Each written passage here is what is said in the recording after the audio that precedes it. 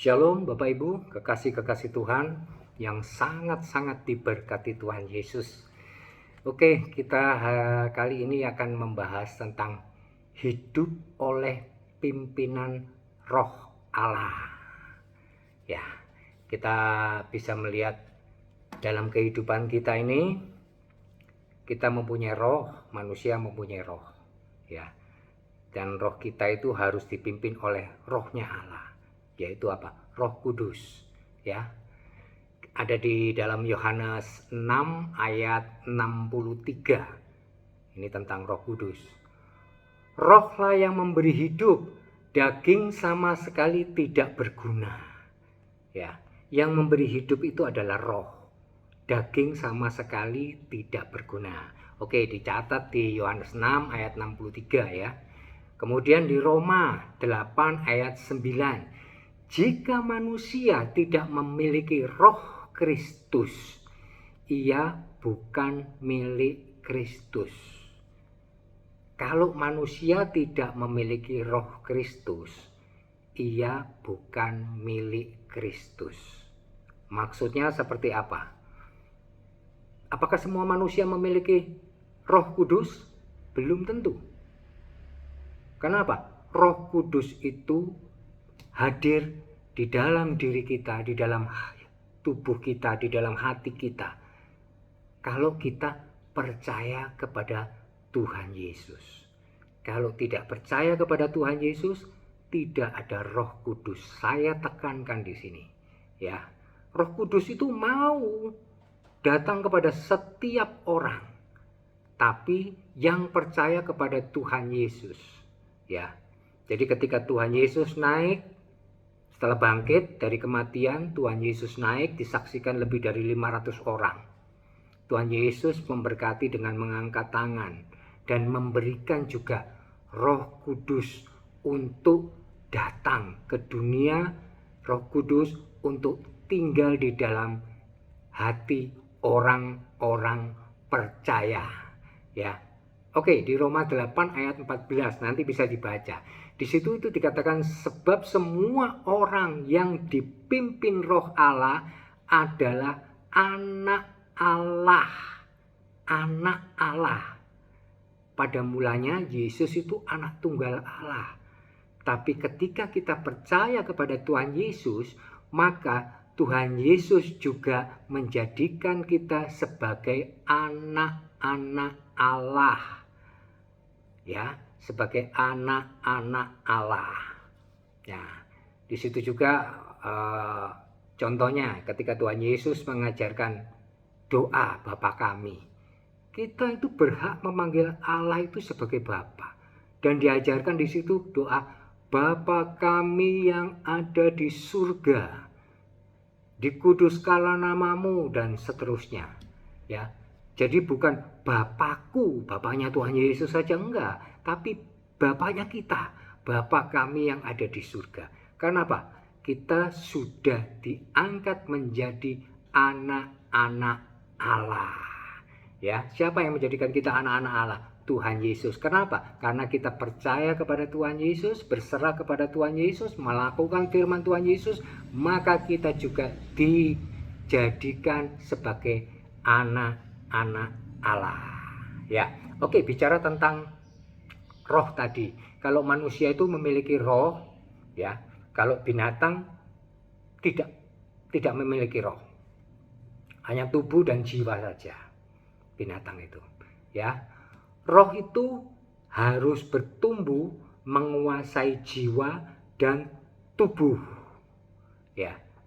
Jadi roh manusia harus dipimpin oleh Roh Kudus. Nah, roh kita ini memimpin jiwa dan tubuh, tapi roh kita ini harus dipimpin oleh Roh Kudus. Ya. Kenapa? Karena Roh Kudus itu roh penolong. Ya, yang selalu menolong kita, Roh Kudus yang mengajar kepada kita, mengingatkan kesalahan-kesalahan kita, menjadi saksi tentang apa yang dilakukan Tuhan Yesus Kristus kepada kita. Ya, jadi kita harus di bawah pimpinan Roh Kudus. Oke, sekarang kita lihat pintu masuk tubuh. pintu masuknya ke tubuh itu apa? Dari mulut dan indera perasa. Ya, dari mulut dan indera perasa, tangan, kulit, ini seperti itu. Itu masuknya pintu masuk ke tubuh. Makanan-makanan itu seperti itu. Sedangkan roh dan jiwa manusia, pintu masuknya melalui mata dan telinga. Maka dari itu kita ini diwajibkan untuk melihat segala sesuatu yang baik-baik saja, dalam arti yang mengundang sifat positif untuk kita lakukan. Yang tidak baik jangan dilihat. Film porno lah, penyiksaan dan lain sebagainya nggak perlu dilihat itu ya. Terus terutama telinga. Telinga ini jembatan pintu masuknya ke dalam roh dan jiwa. Dengarkan yang baik-baik. Apa itu? Yang terbaik adalah firman Tuhan. Ya, melalui firman Tuhan yang kita dengarkan, maka kebaikan akan terjadi. Contohnya begini. Perempuan pendarahan 12 tahun. Ya. Dia mendengarkan apa? Firman Tuhan. Apa itu firman Tuhan? Dia mendengarkan Yesus yang adalah firman yang turun menjadi manusia. Dia mendengar bahwa ada kesembuhan dari Tuhan Yesus. Tuhan Yesus sanggup sembuhkan segala sakit penyakit. Tuhan Yesus sanggup hidupkan orang yang mati. Maka dia punya iman. Masuk lewat telinganya firman Tuhan itu. Dia punya iman. Makanya dia datang mendekati Tuhan Yesus dengan kondisinya yang parah, adalah pendarahan, itu kenajisan. Kusta, pendarahan itu zaman dulu adalah hal yang najis. Tidak boleh mendekati orang. Kalau jalan harus ngomong, teriak-teriak, najis, najis, biar orang tidak bersentuhan dengan dia. Tapi dia nekat. Karena apa?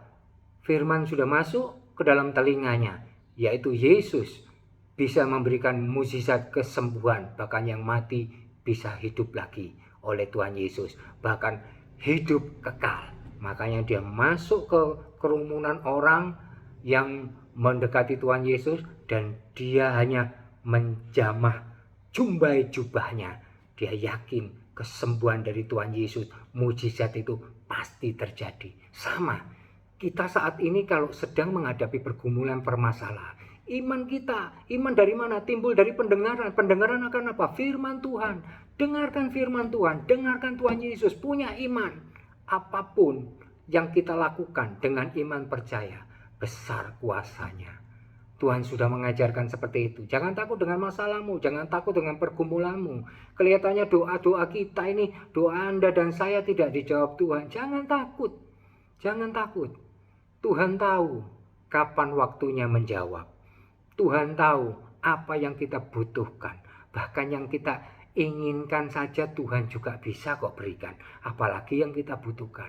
Tetap kuat dalam Tuhan. Jangan takut. Perkatakan firman Tuhan. Ada tertulis. Bilur Tuhan Yesus menyembuhkanmu. Dalam nama Tuhan Yesus. Perkatakan firman Tuhan. Ada tertulis. Tuhan Yesus pasti tolong. Immanuel selalu menyertai kita. Salam damai sejahtera. Saya berkati semua yang melihat mendengar video ini dalam nama Tuhan Yesus. Apapun yang kamu doakan semuanya, kalian doakan semuanya, Tuhan pasti dengar dan jawab doamu. Dalam nama Tuhan Yesus. Haleluya. Amin.